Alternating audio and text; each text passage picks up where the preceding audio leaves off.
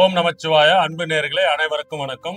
நாம் இப்பொழுது ஜூலை மாத பலன்ல பார்க்க போறோம். ஜூலை மாதத்துல பாத்தீங்கன்னா ஒவ்வொரு கிரகமும் எந்தெந்த இடத்துல இருக்காங்கன்றது ரொம்ப முக்கியங்க. ஏன்னா மாத பலன்றது பாத்தீங்கன்னா மாத கிரகங்களான செவ்வாய், சூரியன், புதன், சுக்கிரன் இவங்க பாத்தீங்கன்னா ஒரு ஒரு மாதமும் டிராவல் அடைஞ்சுக்கிட்டே போகும்போது ஒரு ஒரு இடத்துக்கு மாறும் போதும் வருட கிரகங்களான குரு பகவான், கேது, ராகு, சுக்கிரனோட இணையும் பட்சத்தில், அதாவது ஒன்றுக்கொன்று தொடர்பு பற்றும் பட்சத்தில், அதாவது ஒருவரும் பார்த்துக்கிறதும் அவரோட வீட்டுல இவர் போய் இருக்கும் போதும் ஒரு ஒரு மாதமும் ஒருவருக்கு ஏற்ற மாதிரி பலன்கள் மாறும். உங்களுக்கு தேவையான சில விஷயங்களும் நல்ல விஷயங்கள்லாம் நம்ம பண்றதுக்கான நேர காலங்கள் நம்மள கூடி வரும். சில பேருக்குலாம் பாத்தீங்கன்னா கல்யாண வாழ்க்கைக்குள்ள போறது, மேரேஜ் வாழ்க்கைக்குள்ள போற அமைப்பு, சில பேருக்கு வேலை கிடைக்கிறது, தொழில்ல மாற்றம், முன்னேற்றம்.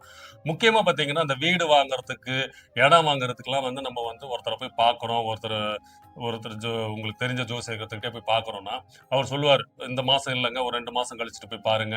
இந்த டைம்ல தான் உங்களுக்கு, ஏன்னா உங்களுக்கு 4ஆம் இடத்தையும் பார்க்கணும், செவ்வாயையும் பார்க்கணும். ஏன்னா வீடு இடத்தை பார்க்கும்போது உங்க ராசிக்கு, உங்க நட்சத்திரத்துக்கு என்ன மாதிரி பலன்கள்லாம் இருக்கும். இப்போ செவ்வாயை பொறுத்துதான், ஏன்னா நிலக்காரர்கள், பூமிக்காரர்கள் அவரவரோட அடிப்படையில தான் உங்களுக்கு பூமி இடம் வாங்குறது, இல்லைன்னா வீடு கட்டுறதுக்கான அமைப்பு. ஏற்கனவே இடம் இருக்குங்க, அதுக்கு வீடு கட்டுறது அமைப்பு எல்லாம் இதனோட மாத கிரகங்கள் எந்தெந்த இடத்துல உங்க ராசிக்கு இருக்காங்க, அதன் அடிப்படையில் தான் அவங்க தேதி குறிச்சு தருவாங்க. அதே மாதிரி பாத்தீங்கன்னா சனியோட நிலைமை வச்சு உங்களோட தொழில் எப்படி இருக்கும், பிசினஸ் ஆரம்பிக்கலாமா, வேலை கிடைக்குமா, இல்ல வேலையில உங்களுக்கு பதவி உயர்வு கிடைக்கிறது, உங்களோட கிரகம், உங்களுக்கு சாதகமான கிரகம், பாதகமான கிரகங்கள் கூட இருக்கும் போது அதனோட நிலைமை நமக்கு தெரிய வரும். அதன் அடிப்படையில் இந்த மாதம் கிரக நிலைகள் எப்படி இருக்கு பாத்தீங்கன்னா, ஜூலை மாதத்தில் செவ்வாய் ரிஷப ராசியில் சுக்கிரன் வீட்டுல இருக்கிறாருங்க. சூரியனும் புதனும் புதன் வீட்டுல மிதுன ராசியில் இருக்கிறாரு. புதன் ஒரு 15ஆம் தேதி வரைக்கும் வக்ரம் அடைந்து, வக்ர நிவர்த்தி அடைந்து மறுபடியும் சூரியன் கூடயே போய் புதாத்தி யோகம் பெற்று மிதுன ராசியில் பலம் பொருந்தி இருக்கிறாரு சூரியனும் புதனும். சுக்கிரனும் குருவும், அசுரகுரு தேவகுருவும் ஒருவருக்கொருவர் கடக ராசியில் உச்சம் பெற்று இருக்கிறாங்க. ஜூலை 5ஆம் தேதி வாக்குல பாத்தீங்கன்னா சுக்கிரன் சிம்ம ராசிக்கு பெயர்ச்சி அடைகிறாரு, கேதுவோட இணையறாருங்க. சோ வருட கிரகங்களான சனீஸ்வரன், சனி பகவான் ஜூலை மாதம் 26ஆம் தேதி வக்ரம் பெறாருங்க. சோ வக்ரம் பெறதுன்னா ஏற்கனவே உங்களுக்கு தெரியும், அவர் சூரியனை விட்டு 5 வீடு தள்ளி வரும்பொழுது சனியும் இந்த மாதத்துல, சனி கிரகமும் இந்த மாதத்துல இன்வால்வ் ஆகிட்டு அவர் என்னென்ன மாற்றங்கள், என்னென்ன யோகங்கள், பலன்கள் கொடுக்க போறாரு. அது மட்டும் இல்லாமல் செவ்வாய், புதன், சுக்கிரன், இவங்க சூரியன், இவங்க 5 பேரும் சேர்ந்து ஜூலை மாதத்தில் ஒவ்வொரு ராசிக்கும் சில யோகங்கள், பலன்கள் காத்துக்கிட்டுனே சொல்லாங்க. முக்கியமா சனி பகவான் வக்ரம் பெறது ஜூலை மாதத்துல பெரிய யோகமா இருக்க போது. கும்பராசி நேயர்களே, இந்த ஜூலை மாதம் உங்களுக்கு ஒரு ஒளி கதவு திறக்குதுன்னே சொல்லாங்க. உங்க வாழ்க்கையை மாற்றக்கூடிய மாதமாக இருக்க போது. முக்கியமா 3 கிரகங்களை வச்சு நான் சொல்ல போறேங்க. ஏன்னா முதல்ல உங்க ராசிநாதன் சனீஸ்வரன் வக்ரம் பெறாரு இந்த மாதம் 26ஆம் தேதி. சனீஸ்வரை பத்தி நம்ம கடைசியா பார்ப்போம். அதுக்கு அப்புறம் பாத்தீங்கன்னா புதன் வக்ர நிவர்த்தி அடைந்து சூரியனோட சேர்றாரு. அது பாத்தீங்கன்னா அவர் ஆட்சி பெற்று பலம் பொருந்தி இருக்கிறாரு மிதுன ராசியிலேயே சூரியனோட இருக்கும்போது. ரொம்ப சக்தி வாய்ந்த இடமாக இருக்க போது கும்பராசிக்கு, அதுவும் 5ஆம் இடம். சரிங்களா? அது மட்டும் இல்லாமல் உங்க ராசிக்கு யோகாதிபதி சொல்லக்கூடிய சுக்கிர பகவான், அவரும் பாத்தீங்கன்னா உங்களுக்கு 7ஆம் இடமான சிம்ம ராசியில் கேதுவோட இணையறாருங்க. சோ இந்த 3 கிரகங்கள் பண்ணக்கூடிய ஒரு மேஜிக் தாங்க இந்த மாசம் உங்களை ஒரு சிறந்த யோகத்தை கொடுப்பது. ஏன்னா செவ்வாய் ஆல்ரெடி உங்க ராசிக்கு 4ஆம் இடத்துல அவர் ஸ்டார்ட் பண்ணிட்டாரு. உங்களுக்கு வேலை மாற்றம் கொடுக்கறது, சில முயற்சிகள்லாம் வெற்றி அணைக்கிறது, அதெல்லாம் இந்நேரம் உங்களுக்கு ஸ்டார்ட் ஆயிருக்கும். அதனோட வேலையை நீங்க பார்த்துக்கிட்டு இருப்பீங்க.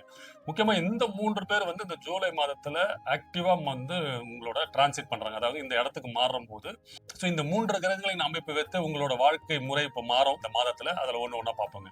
சோ முதல்ல பாத்தீங்கன்னா உங்களுக்கு செவ்வாய் 4ஆம் இடத்துல இருக்கிறாரு. சோ அதனால உங்களுக்கு அனைத்து முயற்சிகள், வெற்றி வாய்ப்புகள், தொழில், வேலை இதெல்லாம் நீங்க எதிர்பார்த்ததெல்லாம் உங்களுக்கு சாதகமாக அமைஞ்சிருக்கும்.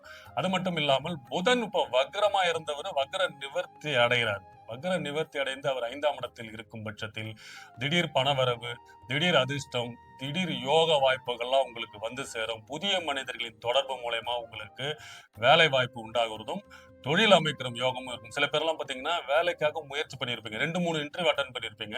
ஆனா வந்து ஒரு ஒரு ஒரு ஜாப் வந்து பார்த்தீங்கன்னா, ஒரு அதிக சம்பளத்துக்காக இருந்திருக்கும். இன்னொரு ஜாப் வந்து அத விட கம்மியா இருந்திருக்கும்னு வச்சுக்கங்களேன். சரி அது வரதுக்கு லேட் ஆகுதுன்ட்டு டக்குனு இதில போய் ஜாயின் பண்ணியிருப்பீங்க. இப்ப அந்த அதிகமான உயர்ந்த சம்பளத்திற்கான இன்டர்வியூ அட்டெண்ட் பண்ணியிருந்தீங்கல்ல பார்த்தீங்களா? அவங்க இப்ப கூப்பிடுவாங்க. இப்ப நீங்க அதுக்கு மாறி போற அமைப்பெல்லாம் இந்த காலகட்டம் புதன் பண்ணி குடுத்துருவாரு. சூரியனோட இணையும் பொழுது.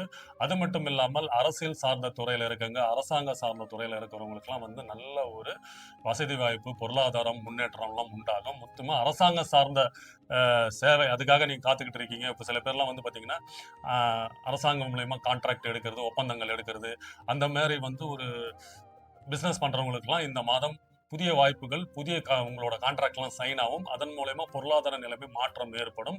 அது மட்டும் இல்லாம, உங்களுக்கு வந்து 7ஆம் இடத்துல சுக்கிரன் வந்து கேதுவோட பெயர்ச்சி அடையும்போது, உங்களுக்கு இவ்வளோ நாளா இருந்து வந்த பண கஷ்டம், நண்பர்களின் தொந்தரவு இதெல்லாம் வந்து மாற்றம் சில பேர்லாம் இடைஞ்சல் பண்ணியிருப்பாங்க. "நீ வந்து நான் உனக்கு இவ்வளோ சப்போர்ட் பண்ணியிருந்தேன். நீ வந்து எனக்கு வந்து பண்ணவே இல்ல, ஹெல்ப் பண்ணல." அப்படின்ட்டு உங்கள வந்து ஒரு ஒரு கௌரவ குறைச்சல், உங்கள வந்து ஒரு தரக்குறைவா அது மாரி ஒரு பிரச்சனைலாம் பண்ணதெல்லாம் மாற்றம் ஏற்பட்டு, சுமூகமான சூழ்நிலை மாறும். பிரச்சனைகள் தீரும். அது மட்டும் இல்லாமல் உங்களோட துணைவியாரின் சப்போர்ட் மூலியமா, ஆதரவு மூலியமா பொருளாதார வளர்ச்சி உண்டாகும். சனீஸ்வரன் உங்களுக்கு 2ஆம் இடத்துல தான் இவ்வளோ நாளா இருக்காரு. இதுக்கப்புறமும் இங்க தான் இருக்க போறாரு. இப்பொழுது அவரு வக்ரம் பெறாருங்க. இந்த மாதம் 26ஆம் தேதி வக்ரம் பெறும்போது, அதாவது உங்களுக்கு இப்போ ரூ. 1,00,000 ரூ. 1,50,000 ஒருத்தர் வரணும். கன்ஃபார்மா வர வேண்டியது தான். ஆனா, காலதாமதம் ஆகிட்டு இருந்தது ரொம்ப நாளா ஒரு மாரி இழுபறியா இருந்ததெல்லாம் உங்களுக்கு அக்கவுண்ட்ல கிரெடிட் ஆகும். இல்ல உங்க வீட்ட தேடி வரும் மகாலட்சுமி யோகம்னு சொல்லலாம். ஏன்னா சனி பகவான் 2ஆம் இடத்தில் வக்ரம் பெறாரு. வக்ரம் பெறும்போது அவரு 8ஆம் இடத்த பார்க்கிறாரு. 7ஆம் பார்வை. அதனால திடீர் அதிர்ஷ்டம், திடீர் பண யோகம், லாட்டரி சீட்டு யோகம்னு சொல்லுவாங்க பார்த்தீங்களா? அந்த மாதிரி யோகம்லாம் உங்களுக்கு கிடைக்குங்க. இப்பொழுது சனீஸ்வரன் உங்களுக்கு குடுக்க வேண்டிய அனைத்து தன யோகத்தையும் குடுத்துருவாருங்க. ஏன்னா லாபாதிபதி அவர்தான், தனாதிபதி அவர்தான். சனீஸ்வரன் தனாதிபதியத்துல 2ஆம் இடத்துல இருந்து தனவரவு உண்டாக்க போறாரு. அதனால 11க்கு அதிபதி 2ஆம் இடத்தில் இருக்கும் பட்சத்தில் உங்களுக்கு அனைத்து யோகங்கள், வாய்ப்புகள் கிடைக்கப் பெறுவீர்கள். இந்த மாதம் உங்களுக்கு வேலை, பொருளாதாரம் மாற்றம், பெரிய பெரிய அது மனிதர்களின் தொடர்பு, ஒன்றுக்கு மேற்பட்ட தொழில் அமைக்கிற யோகம், முக்கியமா காதல், திருமணம், கல்யாணம் என்ற அமைப்பெல்லாம் கைகூடும். குடும்பத்தில் இருந்து வந்த பிரச்சனைகள் தீரும். முக்கியமா பண நெருக்கடி பிரச்சனை தீருங்க. செவ்வாய்க்கிழமை செவ்வாய்க்கிழமை முருகன் கோயிலுக்கு போயிட்டு வாங்க. வெள்ளிக்கிழமை பெருமாள் கோயிலுக்கு போயிட்டு வாங்க. இந்த ஜூலை மாதம் உங்களுக்கு சிறப்புமிக்க மாதமா இருக்குங்க. வாழ்க வளமுடன். வணக்கம்.